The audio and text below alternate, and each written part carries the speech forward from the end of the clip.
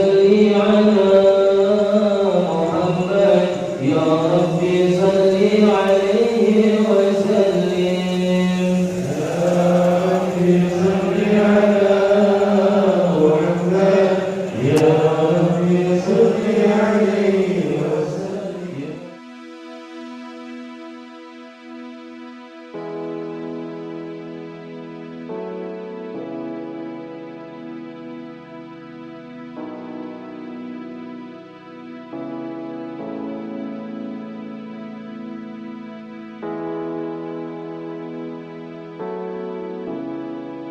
Jadi secara garis besar yang kita pahami, yang kita pelajari itu Maulid Nabi itu adalah hari kelahiran junjungan kita Nabi Agung Muhammad SAW yang pada waktu itu dinamakan dengan tahun gajah.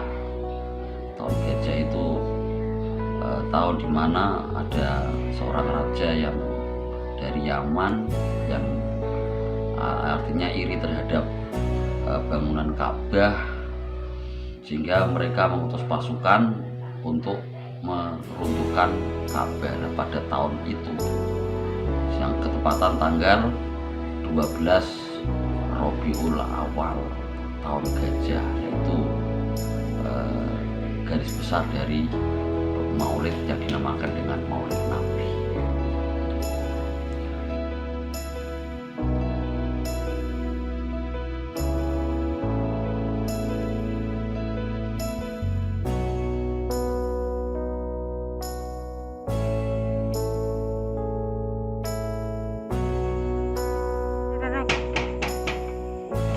Assalamualaikum. Ya, ini jadi pertama kita diperintahkan untuk memperingati Maulid Nabi itu ya merupakan ada sedikit pertentangan, terutama dari golongan-golongan yang di luar Ahlus Sunnah wal Jamaah.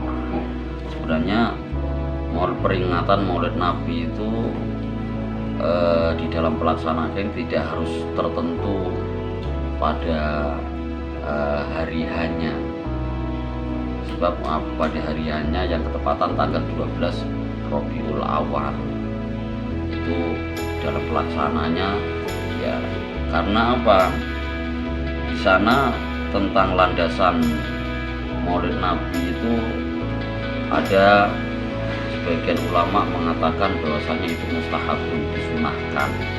Karena apa disunahkan? Karena di sana ketika kita melaksanakan peringatan Maulid Nabi itu kan isinya menjelaskan tentang akhlak Rasulullah, sehingga bisa kita tiru dan sebagainya, bisa ditiru terhadap umatnya. Kemudian di sana juga ada sedekah, menyediakan makanan dan sebagainya. Nah, ini kalau yang pendapat ini adalah hampir mayoritas ulama itu mengatakan merupakan sunnah.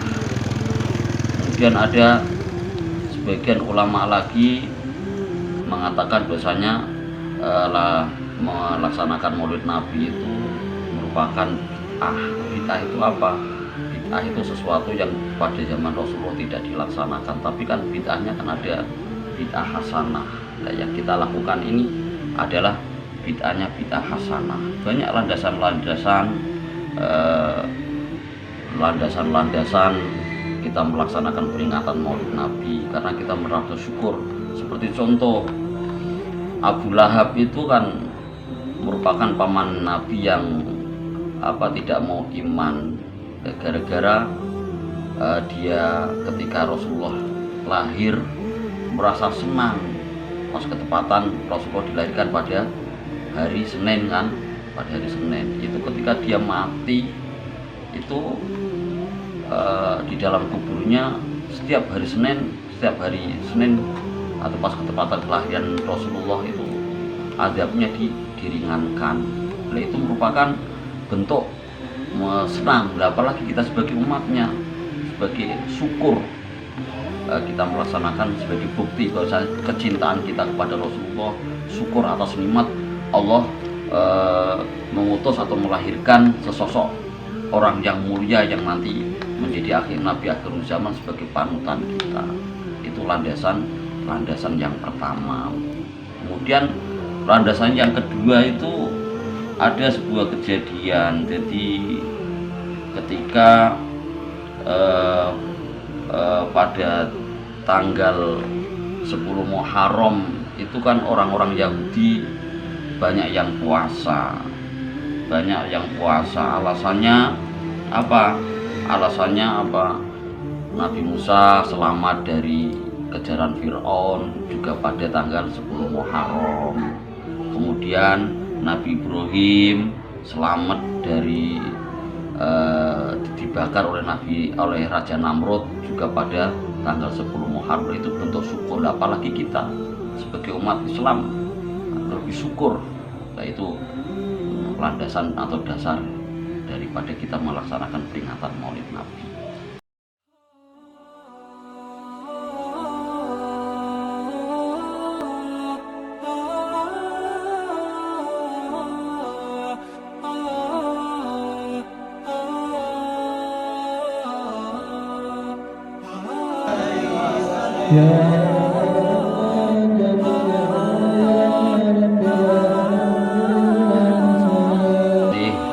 Jadi hikmah kita melaksanakan Maulid Nabi itu satu hikmah diantaranya kita. Jadi di dalam hati kita, diri kita itu ada rasa cinta, mahabbah kepada Rasulullah, sehingga dengan diadakannya Maulid Nabi itu kita sentral terfokus kepada Rasulullah sehingga sanggup menyatukan umat Islam. Jadi umat Islam itu akan bersatu karena kecintaan kepada Rasulullah, sehingga syiar syariat yang dibawa oleh Rasulullah itu bisa kita kembangkan, bisa kita laksanakan dengan secara baik. Dengan adanya peringatan Maulid Nabi itu kita bisa menyatukan pada umat.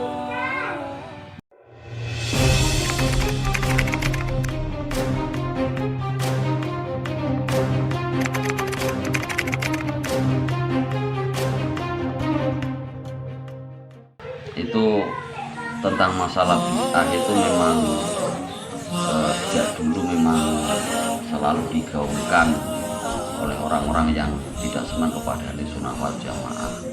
Jadi kalau kita sebagai orang ahli sunnah wal jamaah itu dalam mencikapi bid'ah itu ada dua macam. Jadi garis besarnya bid'ah itu kan sesuatu yang di zaman Rasulullah tidak dilaksanakan. Cuma dari kalangan ahli sunnah wal jamaah itu mengatakan bahwasanya bid'ah itu dibagi menjadi dua, ada bid'ah hasanah dan ada bid'ah yang dolalah atau bid'ah yang tidak hasanah, tidak bagus. Nah, mereka di dalam memahami bid'ah itu jadi hanya satu, bid'ah itu hanya satu, yaitu bid'ah dolalah. Nah, ini biasanya yang disampaikan oleh golongan-golongan saudara-saudara kita dari aliansi Wahabi itu. Tapi kalau kita merujuk kepada pendapat ulama, bahasanya tidak semua sesuatu yang tidak dilakukan oleh Rasulullah itu adalah bid'ahnya dinamakan dengan bid'ah hasanah.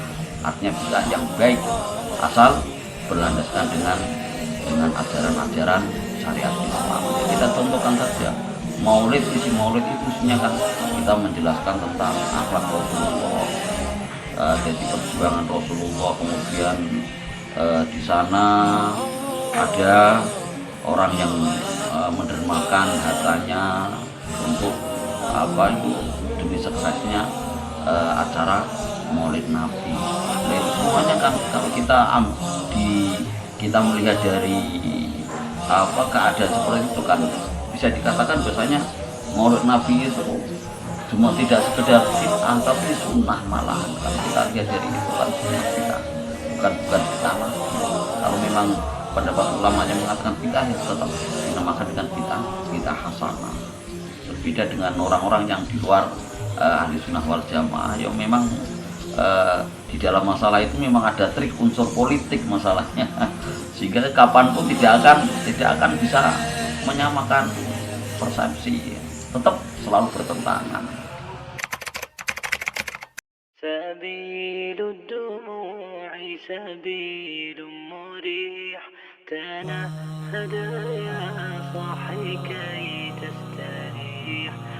dalam kesempatan kegiatan Anjali Sana yang diselenggarakan oleh PAC itu kita selalu menyelipkan pembacaan maulid Nabi sebelum kita memulai kegiatan mengaji. Kenapa kita memilih maulid Nabi sebagai kegiatan? Karena notabene masyarakat itu melaksanakan maulid Nabi itu hanya ketika bulan Rabiul Awal, yang mana bulan panggilan Nabi Muhammad SAW. Iya, memang kalau yang ini biasanya setiap seminggu sekali kita itu bisa biasanya di sholat, dan masjid ada di. Tapi bagaimana dengan kita yang disinilah kita memberi tempat agar teman-teman mereka dapat kemudian kenapa kita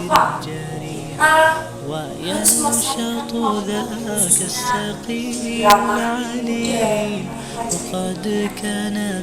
melihat dari betapa pentingnya manfaat dari maulid Nabi itu, bahwa maulid Nabi manfaat yang penting dari manfaat spiritual, kemudian yang kedua adalah manfaat sosial. Manfaat spiritual sendiri itu adalah kita tahu bahwasanya di dalam maulid Nabi itu berisi sholawat kemudian kita juga membacakan biografi dari Nabi Muhammad. Ketika kita membaca biografi di situ tercantum bagaimana beliau,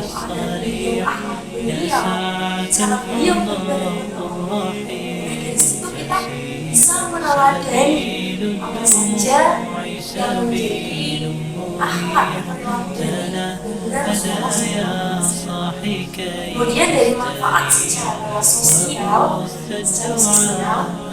dari situ kegiatan maulid Nabi itu tidak mungkin kan kita laksanakan sendiri dengan semua. Pasti kita melibatkan dan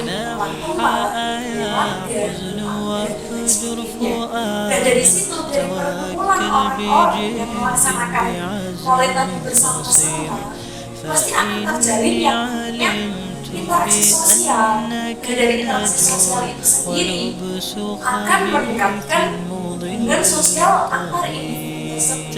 Jadi dari interaksi sosial ini akan menimbulkan yang namanya keakraban sehingga terjadi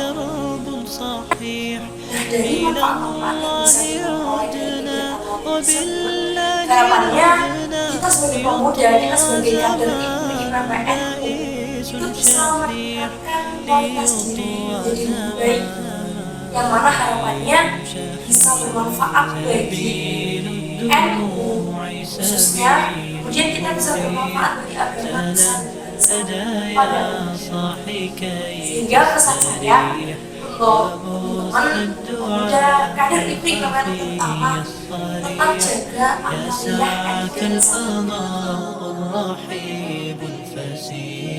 سبيل الدموع سبيل مريح تنهدى يا صاحي كي تستريح وبث الدعاء